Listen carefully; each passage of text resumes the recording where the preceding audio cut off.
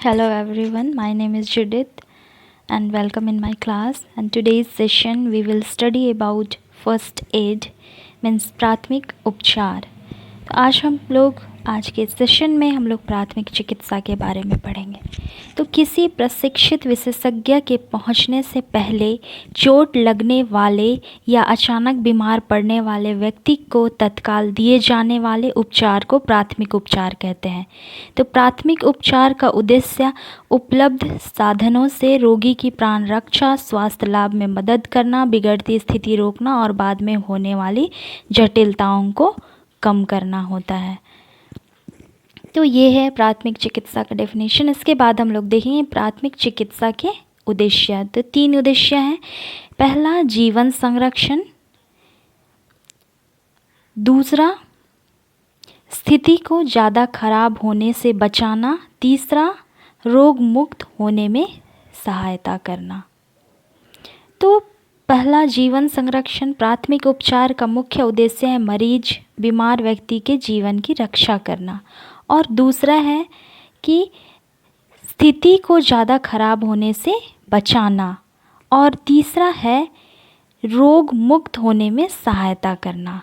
Means रोगी को दवाई और मरहम पट्टी देकर उसे निरोगी और पूर्णतः स्वस्थ करना प्राथमिक उपचार का तीसरा मुख्य उद्देश्य है। इसके बाद हम लोग देखेंगे प्राथमिक चिकित्सा की ABC।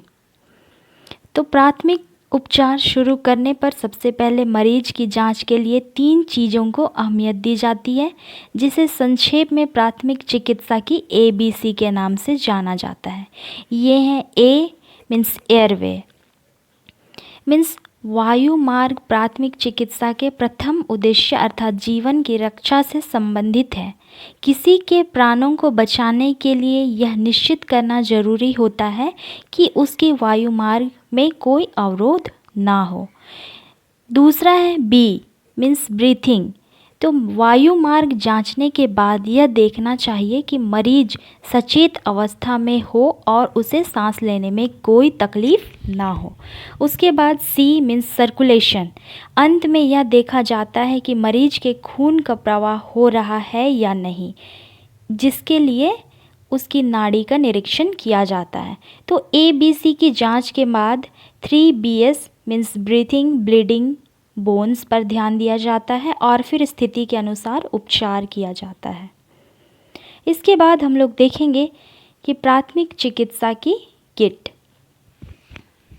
तो प्राथमिक चिकित्सा पुस्तिका होती है, उस किट में रुई होती है, गॉज,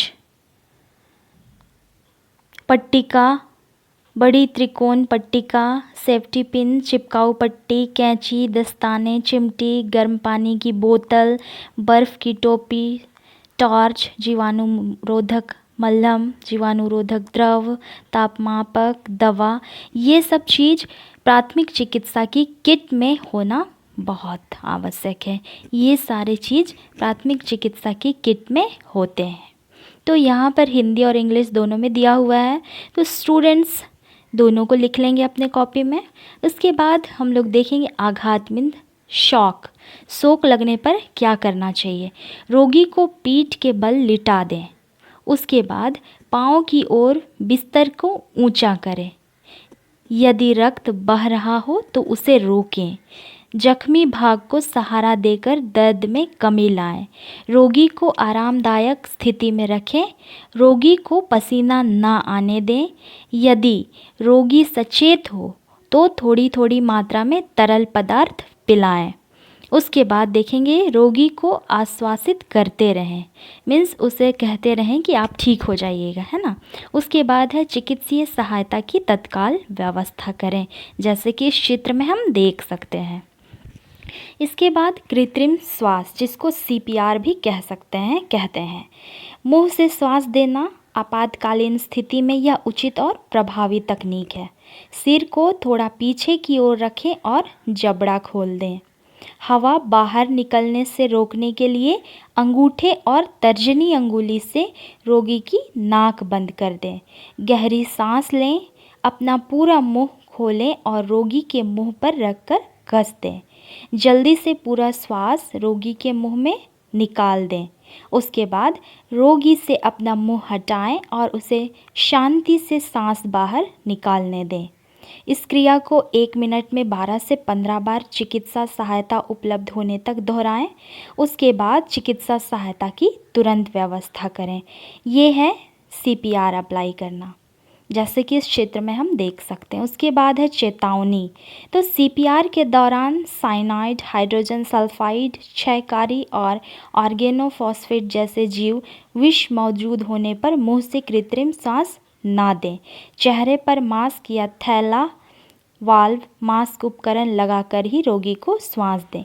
यदि श्वास देने वाले व्यक्ति या रोगी को एक दूसरे से HIV या हेपेटाइटिस B, क्षय रोग और साल्मोनेला का संक्रमण होने की संभावना हो तो कृत्रिम सांस ना दें।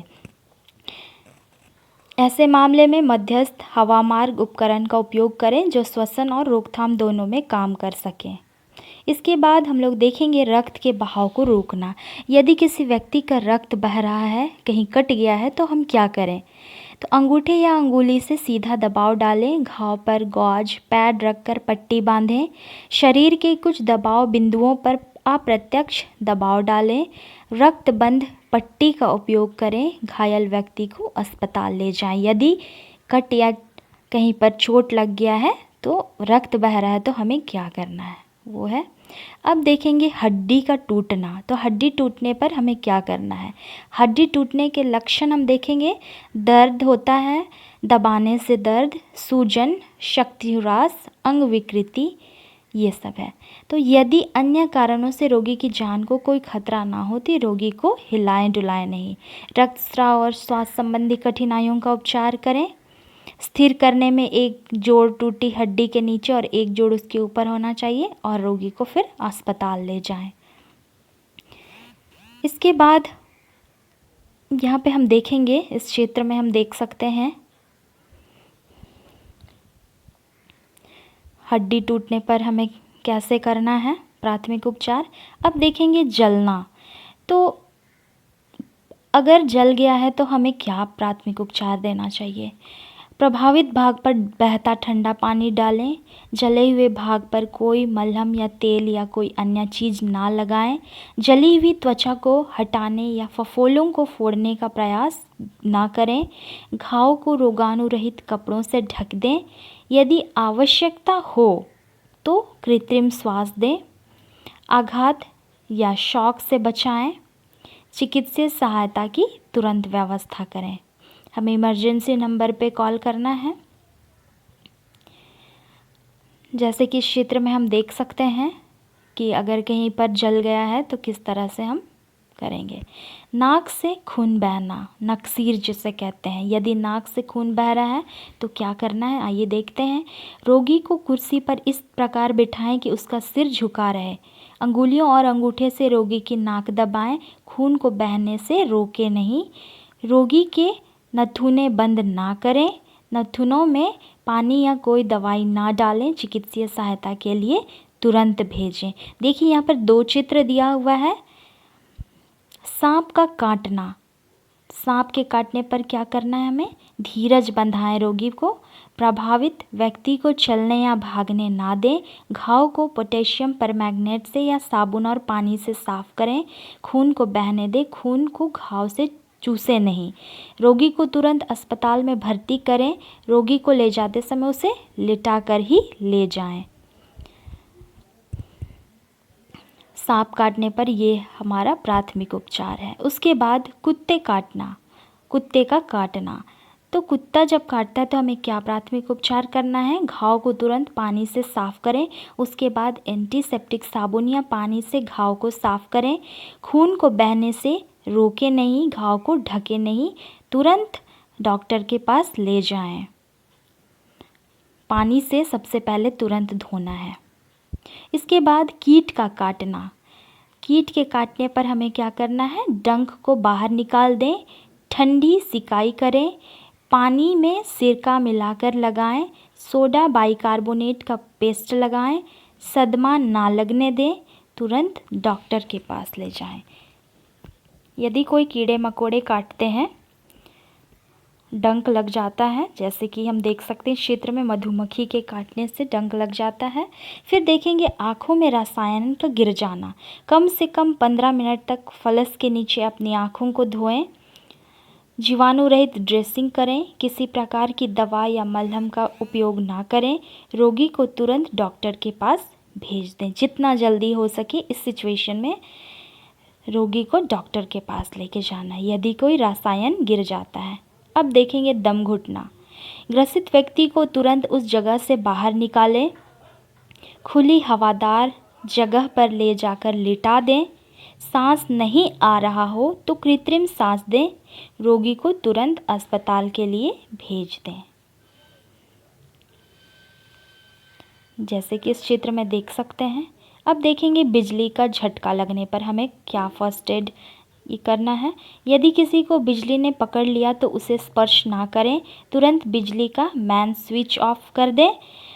प्राथमिक चिकित्सा का प्रयोग जब तक ना करें तब तक ना करें जब तक व्यक्ति बिजली के संपर्क से अलग ना हो जाए। खुले हवादार स्थान पर लिटा दें। अगर ज़रूरत है तो हाथ पांव की मालिश करें और कृत्रिम श्वास दें। उसके बाद तुरंत अस्पताल भेज दें। इसके बाद देखेंगे बेहोशी। तो प्रभावित व्यक्ति को सिर एक तरफ करके पेट के सहारे लिटा दें। श्वास और नाड़ी को चेक करें। तंग कपड़ों को ढीला कर दें। अगर कपड़े टाइट है तो उसे लूज़ कर दें। हवा को साफ करें। कृत्रिम श्वास और बाहरी कॉर्डियल मालिश करें। तुरंत अस्पताल के लिए भेज दें। अगर कोई व्यक्ति बेहोश हो जाता है अचानक से तब ये प्राथमिक उपचार हमें करना है। तो आज के